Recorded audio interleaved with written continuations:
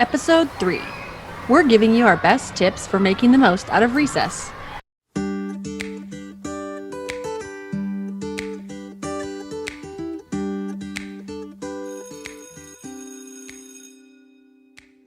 Hey everyone, Kaylee and Lane here. Thank you for tuning in to another episode of the Pre-K Teacher Family. This is a podcast for all things pre-K teacher. Behavior management strategies, time-saving tips, advice from teachers, and high-quality resources. If you need it, we're talking about it. We'll be bringing you new episodes every Friday. Make sure to hit subscribe so you never miss an episode.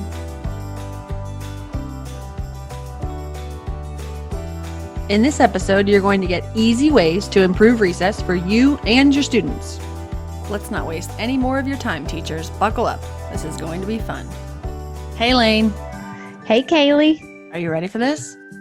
I think so. Okay, good. Let's do it. All right. Kaylee and I love surprising you guys. One way we're going to do that is by occasionally releasing episodes early. So when you're expecting them every Friday, bam, we might do an early release on Thursday night and send you a little podcast hug with a new episode popping up early. Or maybe we have plans to record more than one episode a week. And the only way you'll know what we have up our sleeve is by subscribing. Once you've subscribed, our latest episodes will end up right in your queue. Yay! Go ahead, hit pause and subscribe real quick so you don't forget. We'll be waiting right here for you. Okay, Lane. So we're jumping right into it here, taking on recess in our third episode. This was a bold move on our part, but I don't think you'll be disappointed. We put a lot of thought into our tips and strategies for this episode. Listen, I hated recess at the beginning of my teaching career, and by the sounds of it, some of you do too. Oh yeah, we use our Instagram accounts to ask you and other pre-K teachers what you think about different topics as a part of researching and preparing for each episode. So make sure you find us on Instagram and talk to us. We love hearing from you, and we need to know what you guys think so we can make the episodes the best they can be for you. We're talking about recess today. We heard from you all that recess is when a lot of misbehavior spikes. Recess is too short or there's not enough coverage for supervision. We feel ya. We were teachers in Colorado, and it was usually cold. I would hope for snow days so I didn't have to go outside and freeze. Also, recess can be chaotic. Kids have been cooped up all day and are ready to burst. They are free. I felt like I was putting out fires the entire recess time. So this should tell us something.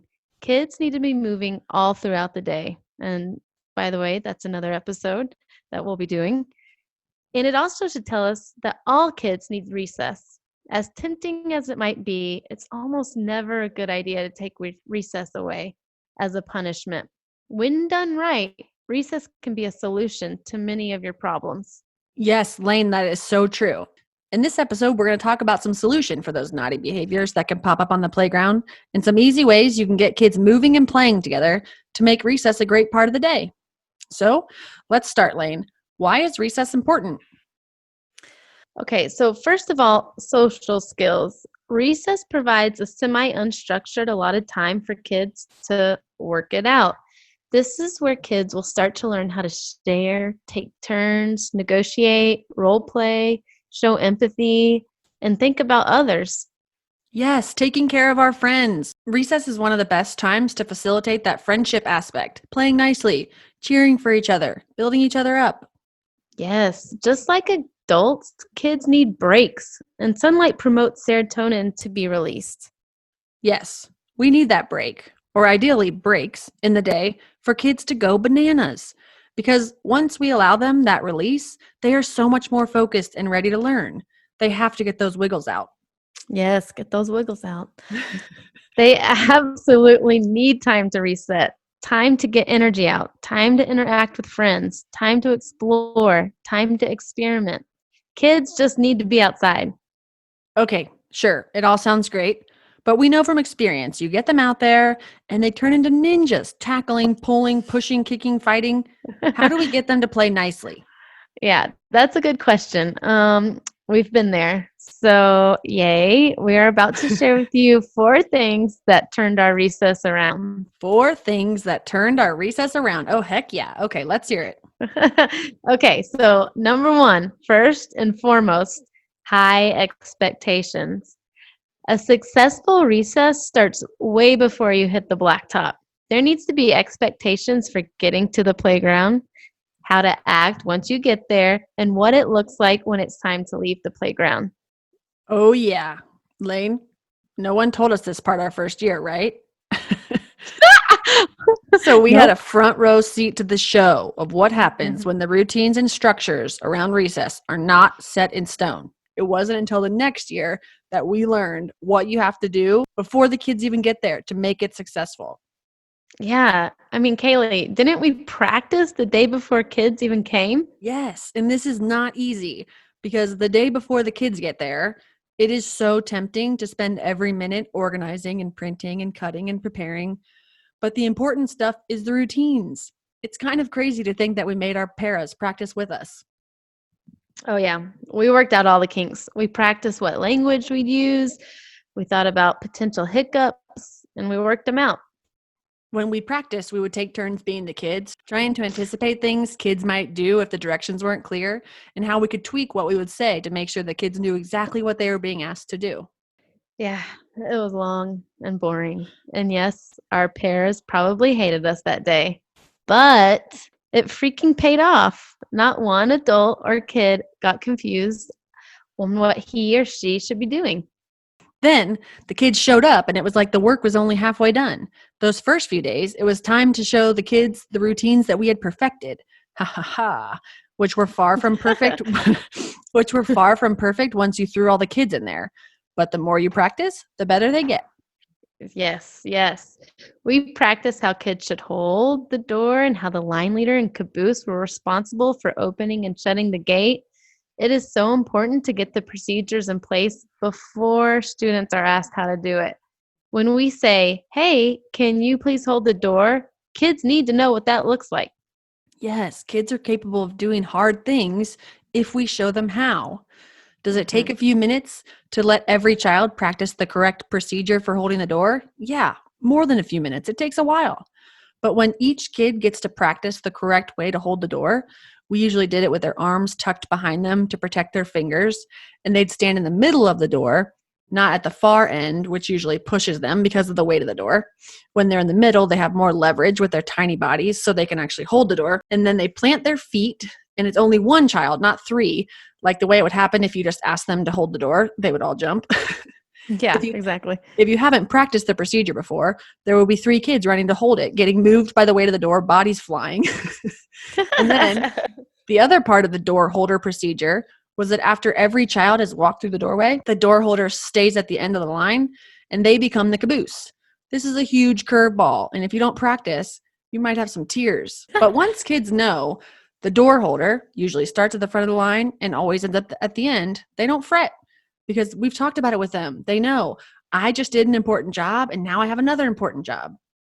Yeah, you have to tell them the caboose is a very important job too.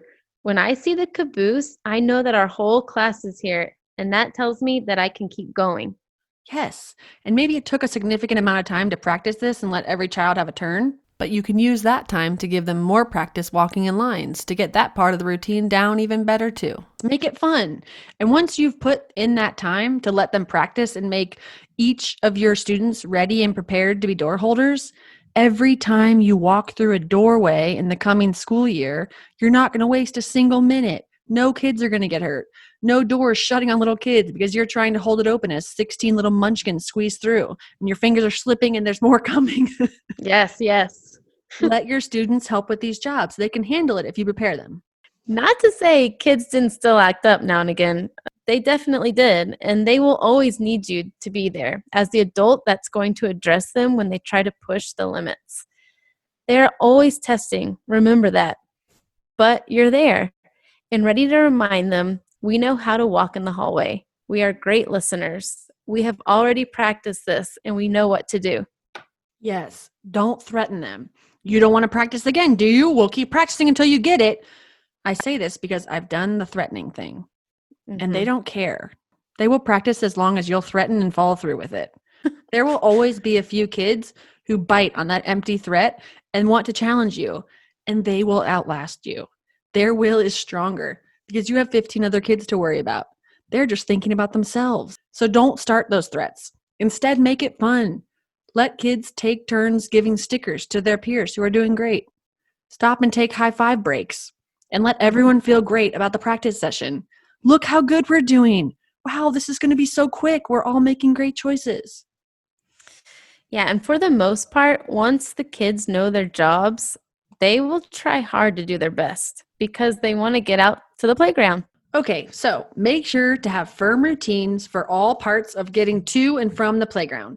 Think about exactly where the kids should stand. How do they know where they're supposed to be? One easy way to check if you're being clear enough with the expectations is to ask the kid to tell you them. Ask different kids to tell you and model for you, and they should all know exactly where and how and what it looks like. This is when you know you've practiced enough. And then maybe do it another time or two, just to be sure.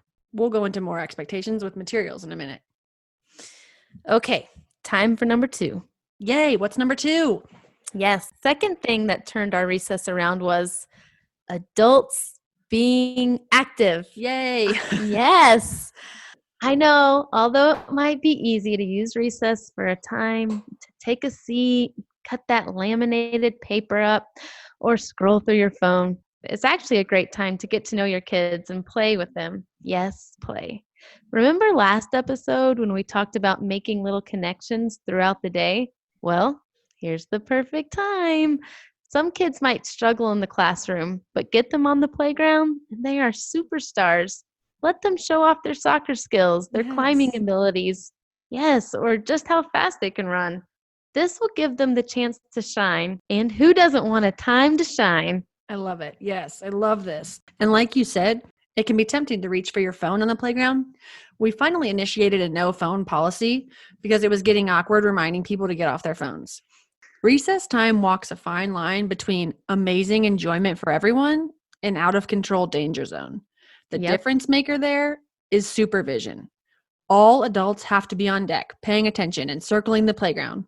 Call me crazy, but I don't think adults should be standing talking to each other at recess. Say what? Yep. Two adults.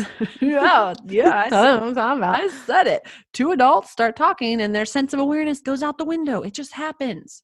Recess is not the place for you to catch up with your other colleagues or paras in the other classroom. You got to find another time to do that. I'm not saying we can't engage with each other. A little small hello, how are you doing is fine, but you shouldn't be sitting on a bench talking to the other teacher about what happened over the weekend. I love you and I'm sorry, but that's how I feel. Okay, Lane, take us back to something happy. What's number 3? Yeah, yep. Okay.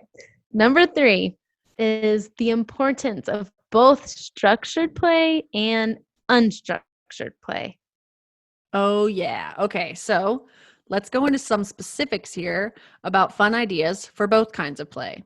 One big point we want to emphasize for recess stuff is that new and different is better than fancy and expensive. Constantly try to think, what can I do with this to make it new and different? How can you repurpose an item to be totally different by just switching something up? Yeah, you were so good at that with all of our material. I was always amazed.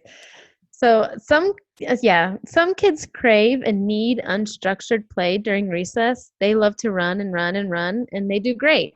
While others benefit more from a little bit of structure.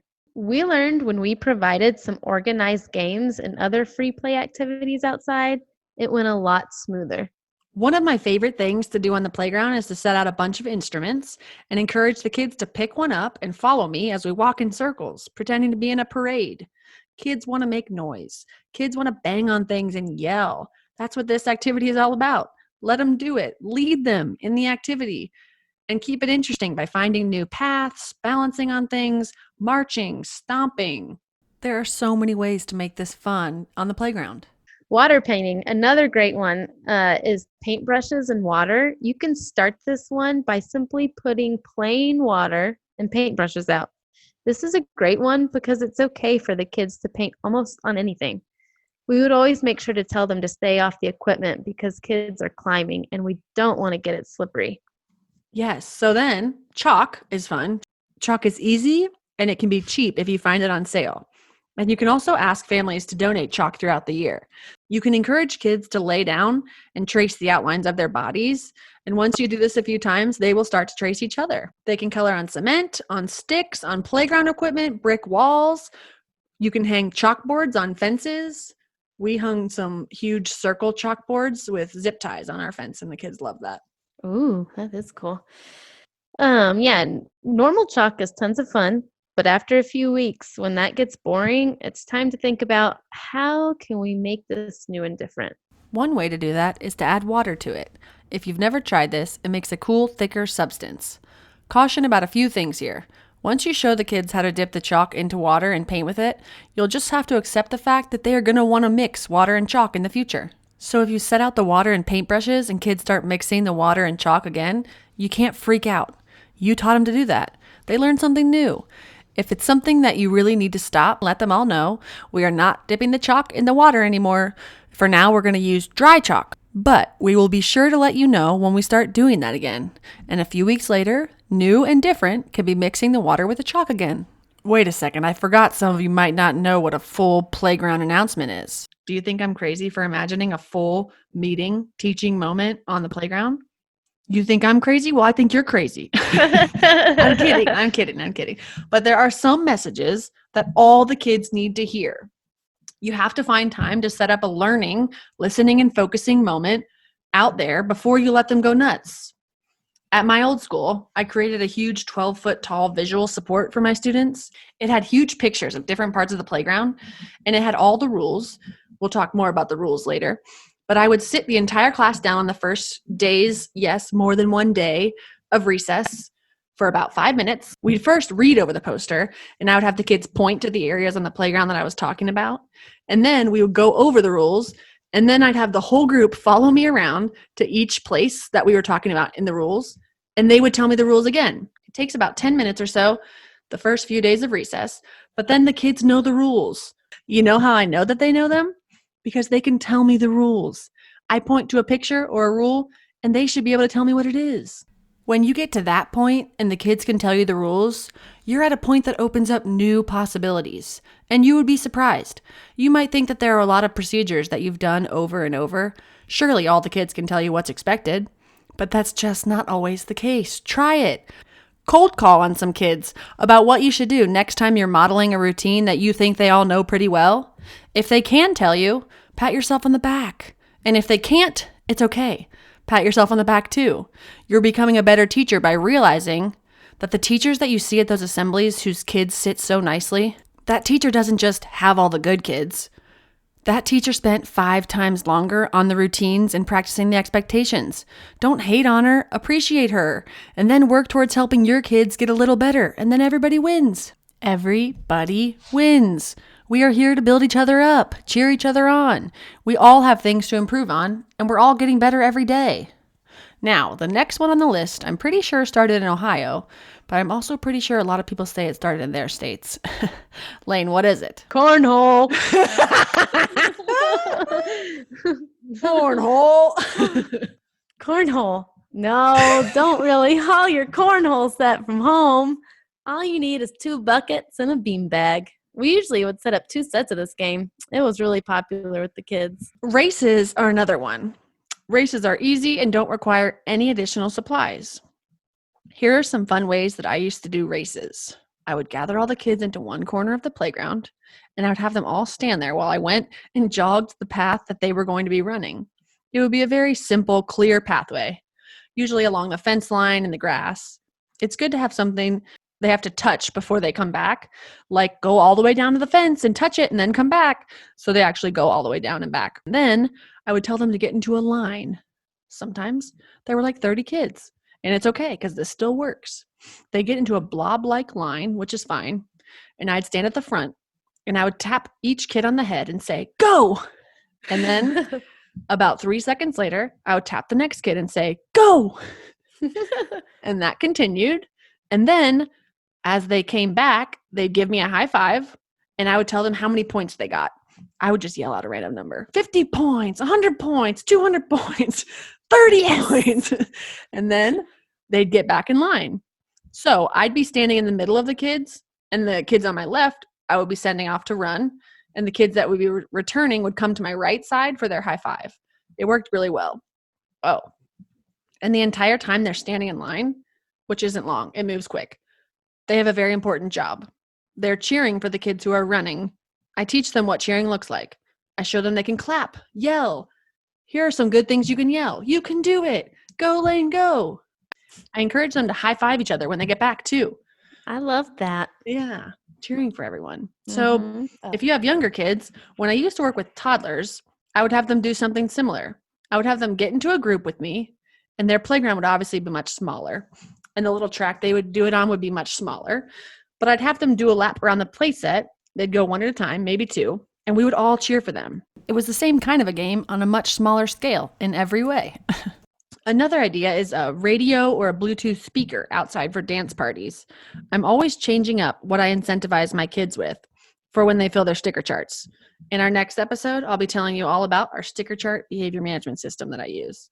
But I went a few months motivating them for a dance party when they fill their sticker charts, and I would get to take 5 or 10 kids that picked that reward outside to dance and play, and we would jam to music. They loved it.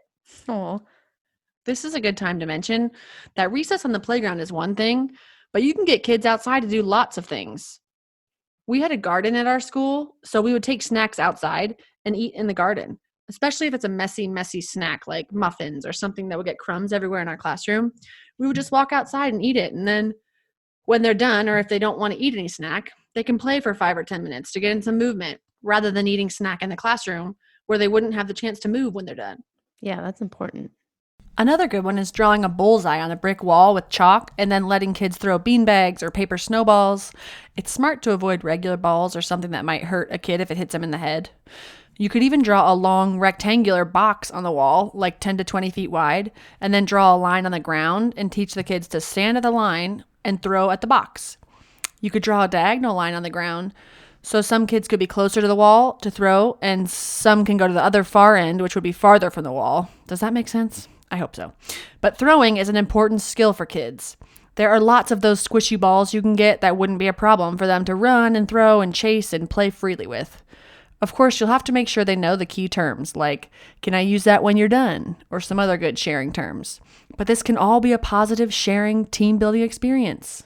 Ooh, and another good one was magical potions. We do this at home, and the kids at school loved it too. At home, we used mason jars. You probably don't want to use those at school. Maybe a plastic Any kind jar. of bucket or Yeah, anything. clear tub. Or whatever. And then they go around and they find sticks, rocks, leaves, whatever, and they put it in there and they make a magical potion. And then I ask them, what is your magic potion? Like, what does it make you do? Does it make you fly? Does it make you invisible? I love that. My kids will go on and on and on telling me about what their potion does. My daughter can do this for 2 hours if I let her. She has all types of magical powers now. So it's That's a good awesome. one. Cool. There's also streamers that you can get. You can get them on Amazon for like $15 for a pack of 20 long, beautiful, multicolored streamers. I'll put a link in the show notes for the packs that I ordered and I loved. These are essentially just long kite-like dancing and frolicking accessories. And you could totally DIY them by tying long strips of fabric to sticks or poles. But however, I found the ones that I bought to be so pretty and well made and affordable, it was an easy purchase. And like all materials, I would only bust them out on certain days. Another simple strategy to keeping materials exciting. Remember, new and different is the best kind of recess toy. Yep. And dramatic play clothes, tons of dress up stuff, all different kinds. You can ask families to donate old Halloween stuff or play clothes, any kinds of fun props that encourage imaginative play. We would have random Halloween accessories, fluffy hats, stop signs, and construction worker accessories, dresses and hats and scarves, props, clothes to pretend to be different occupations. So many random things. We had a bunch of animal costumes that were donated to us that we just added to our playground dress-up collection. It's great. And we had a Nana, an amazing retired kindergarten teacher that was the grandma to one of my students, made us tails out of felt. Oh, that's and awesome. they were just Velcro, like skunk tail, fox tail, Yeah. raccoon tail, squirrel tail, all different kinds of tails. And the kids would just Velcro them on and they would just play forever with those tails. Oh, and they can like do races with those. Like put your tail on and run like an elephant. Yes. Oh, That's a great good one. idea. Yeah, this is a great one. We're getting better here. Oh my gosh. Okay, so that kind of leads into also capes are so much fun. I actually DIY'd about 20 capes for recess. We're talking like hot glue and Velcro, not sewing.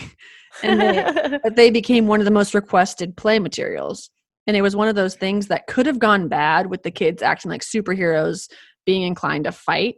But we said, we can handle this. We can use capes the right way. We decided to make it a teachable moment and emphasize good behavior with the capes and superhero friends.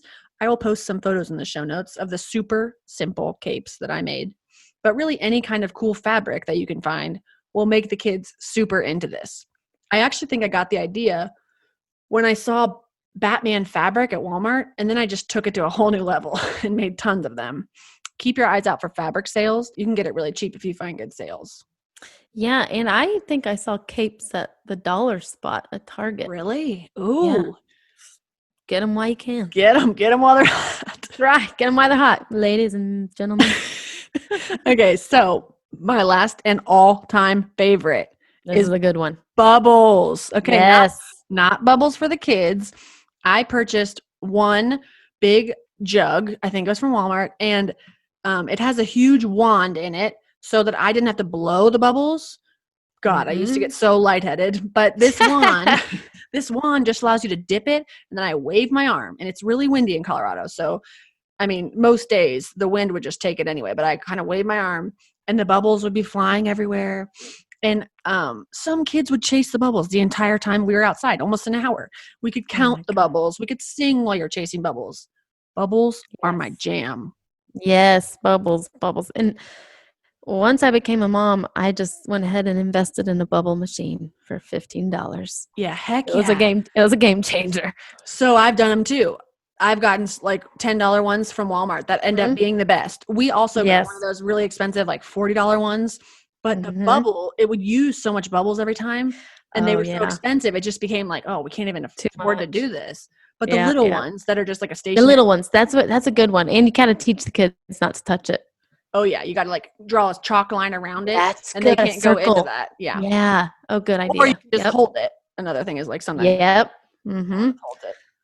Yeah, but I have not mastered the whole letting the kids do the bubbles yet because they're so expensive. I just cannot handle the containers spilling. Yeah, they're too tempted to. It's just like when they're out with the water and the paintbrush. It just tips over and it's in 5 seconds. Yeah, and you want it to be able to say, not a big deal if that happens. But when it's the bubbles, I'm not a big deal. The bubbles spilled again. So I just took that as my thing. I controlled the waving of it, and it was just endless fun. And a side note, I was just searching for the Amazon link for those bubbles so I could put it in the show notes. And it took me 20 minutes to finally find the right one. And I panicked because I love that one so much. So I ordered another bottle. Lane, I gave my other one to Jenny and Hannah. We had some fun with the bubbles, and I just thought, I don't have any kids right now. They will have more fun with this. Oh, yes. I'm sure they do. Yeah. So, but that was the one bottle that I had been refilling for like 2 years. The bubbles that come in the bubble the bubbles that come in the bottle are scented, which is a really fancy surprise. But once those are gone, you just refill that magic bottle with the cheap bulk bubbles that you can buy. And it's so awesome because the wand is part of the lid. So you just lift it up and wave it around and tons of beautiful bubbles will go flying. Oh, yeah, that's clutch. Not losing that wand. Yes. And not getting it all over your hands. Don't fish it out. Yeah. I hate that. So I posted a link in the show notes for the right bubbles because I would hate if you were out there with some mediocre bubble wand trying to wave them thinking to yourself, this sucks. Kaylee, this is kind of beep. Yeah. But seriously, you got to get the magic bubble wand. I ordered one and I don't even teach anymore. I just didn't want to possibly miss out on this amazingly crafted contraption. Yeah, no. They do sell it at Walmart, but I looked into it and it's only seasonal. So towards the summer is when they'll have them there. But if you want them out of season, you have to order them on Amazon. I'll post a picture of what the bubbles look like on Instagram too. You might get lucky and snag a bottle at Walmart. If you see them there, you need to buy at least 2 of them because they are so I'm going. I'm so going. awesome. I'm gonna look. I need these. Okay. Yeah. What's number 4? Okay. All right. Number 4. Kick those old school rules to the curb if they're not serving you. Here's a thought on the recess rules. What is the reason behind them? When you teach the kids the rules, you have to tell them why. Why do you have that rule? And that is so huge because if you have a rule and there's not a solid reason behind it, rethink that rule. Yes. Okay. So I was recently volunteering in a preschool classroom, and I just happened to get the recess duty, which was fine, I guess. But, I was watching, they had all these great practices in place. But one thing that really puzzled me was so much time and energy was going into getting kids not to climb up the slide. One para was designated to watch the slide and sit kids out that climbed up. God. Yes, it was such a waste. Tell me no. Yes, it was such a waste of good para and coverage. I mean, so many kids that needed to get out energy were being put in timeout. Because they were climbing up the slide? Oh, no. Yes. And the whole para, like she could have been playing with kids or doing, I don't know. It was just a waste. Yeah. God, yep. So, like when we first started teaching, we ran into the same problem, and we were enforcing this old school rule of not going up the slide and didn't really give it a second thought until we noticed so many kids were getting in trouble for it. So we thought, hey, what happens if we let kids go up the slide? Maybe we can make a designated time or slide just for climbing up. And we did it. And we were lucky enough to have 2 slides on our playground. 1 slide for climbing up and 1 slide for going down. I mean, I know not everyone is lucky enough to have 2 slides, but you can definitely designate a special time for climbing up. Definitely. Like a certain day of the week can be climbing up the slide day. And also going down the slide on their tummies is another problem. I've found that's another thing. Adults on the playground would just constantly say, quit going down your stomach, quit going down your stomach. So then I heard another teacher at my school using like Tuesdays or Thursdays were like tummy time slide day. So that was the day that the kids could go down on their belly, and they loved it, and that worked. And they knew, is it tummy day? No, then we're not going down on our bellies today. That's awesome. Yeah. So take a look at your recess time. What's not working for you? How could you change it? Do the existing rules suit your class? Can you change them while still keeping everyone safe? This was another one. If kids can't run on the cement, where can they run? Is there one rule you find everyone repeating every day over and over? You got to touch on that one again. We have kids that kept running in the same spot, and we just kept reminding them of the same thing. Everyone had to keep saying, don't run on the pavement, don't run on the pavement. So finally I was like, okay, we got to have a meeting, get everybody over here, sit them all down. They're like, what? I'm like, yep, sit them all down. It'll be quick. But we had to sit them all down and show them we don't run on the grass. And I had to tell them why. We don't run on the grass because, or no. I was like, wait, they can't run on the grass either? Wow. No. So y'all are strict. I had to sit everyone down and show them we run on the grass, not on the pavement. Why? Remember to tell them why. Because kids get hurt really bad when they fall on the cement part. Okay. So now let's practice. I mean, I had to take it a step further because they were so used to just running and like they weren't going to just stop when they got to the pavement. Mm-hmm. So I had to kind of further sink this one in for them. So I would literally get every kid up and I would have them follow me as I would run on the grass. And then as soon as I would get to the pavement, I would make that like slamming on your brakes sound like, and then I would say, oh, now we walk. So then we would walk all the way on that pavement part, kind of like strolling and just funny walking. And they did it with you? Yeah. Oh yeah. Everybody. Oh yeah. So then as soon as we would hit the grass again, we're like, run. And we would all run all the way through the grass part.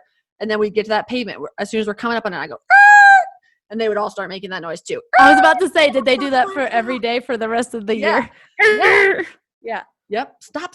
Okay, now. Yep. So things like that can help save so much time.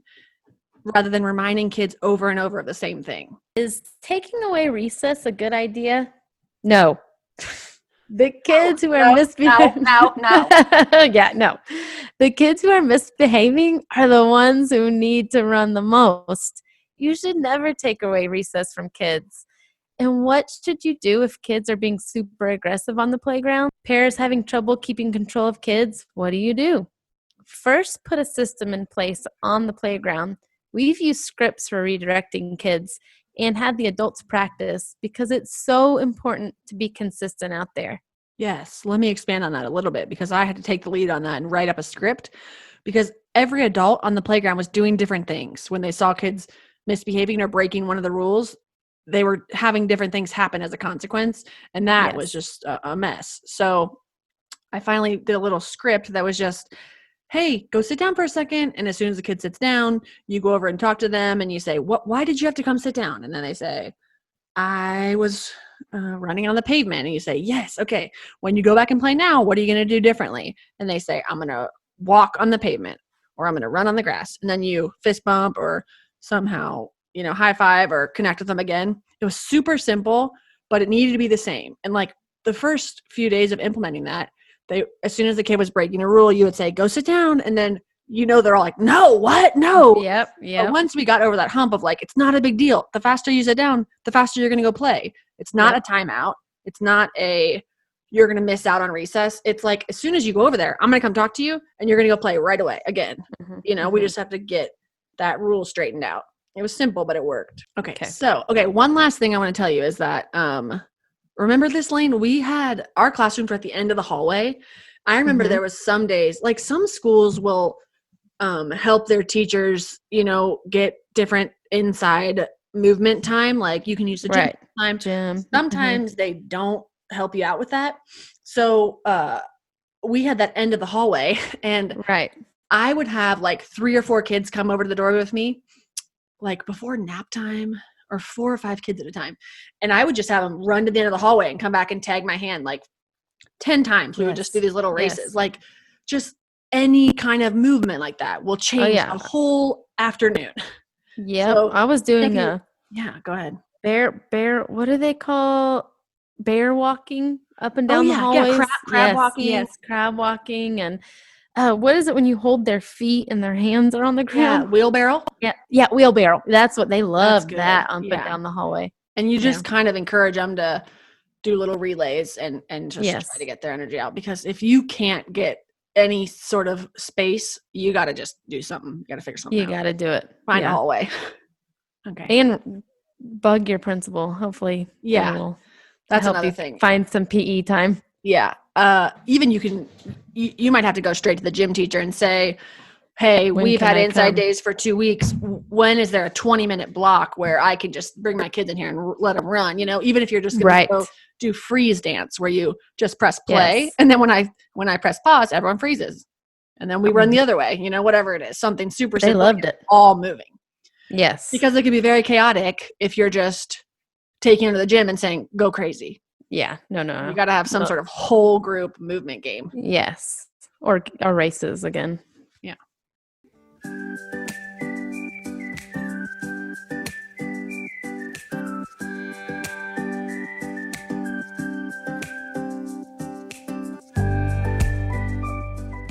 This podcast is sponsored by the Pre-K Teacher Family. It's a support group we've created for you. Yes, you. And we want you to join ASAP. So we're running a sale just for our podcast listeners. If you visit our website, triedandtrueteacher.com, and sign up for our monthly or yearly subscription, all you have to do is enter the word podcast, that's our promo code, and you'll get 30% off. 30% off. Don't wait, people. This is exciting news. And we don't expect you to take it from us. We want you to hear it from the family. This week, we are bringing you Ashley's testimonial. What I want everyone to know about the Pre-K Teacher Family is how great it is. Everyone is kind and friendly. There's nothing negative, and everyone helps you out with any questions you may have about your classroom. Kaylee is fantastic. She actually talks to you and answers all of your questions. All of the resources have been amazing, easy to use, and the kids have loved them. Ashley, thank you so much. I love talking to all the family members. Hearing from you all seriously makes my day. My husband's always asking what's going on with the fam, and I love showing him all the success stories. I especially love hearing that the kids are loving the resources. That is the best. We love hearing it. Thank you for helping us share our positive message of the pre-K teacher family. We hope this will encourage other teachers to give us a shot. You can click on the link in the show notes to learn more, and don't hesitate to reach out to Lane and I. We love answering questions and getting to know you guys. Okay, so let's recap. Yeah, okay. So, number 1, recess can be your saving grace and will help you make those connections to students who need it. Number 2, new and different is better than expensive and fancy. Find creative ways to repurpose materials and new ways to get the kids excited from week to week.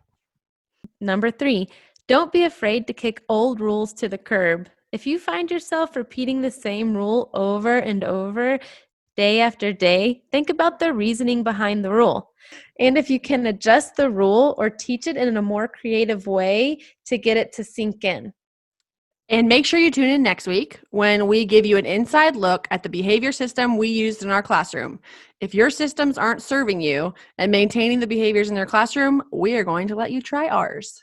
And finally, one of the best ways to help us get our message to more teachers is to share and subscribe. If you're listening on a smartphone right now, you can take a screenshot and tag us in your story. We love finding our people. Yes. Or maybe we have plans to record more than one episode a week. But you're frozen on my screen too. You're like, oh my God. okay. Or what happened to the whoop? There it is. I was like, nope, it's not going to come out right. I was like, it's not going to come out right. I was just like, nope, whoop, there it is.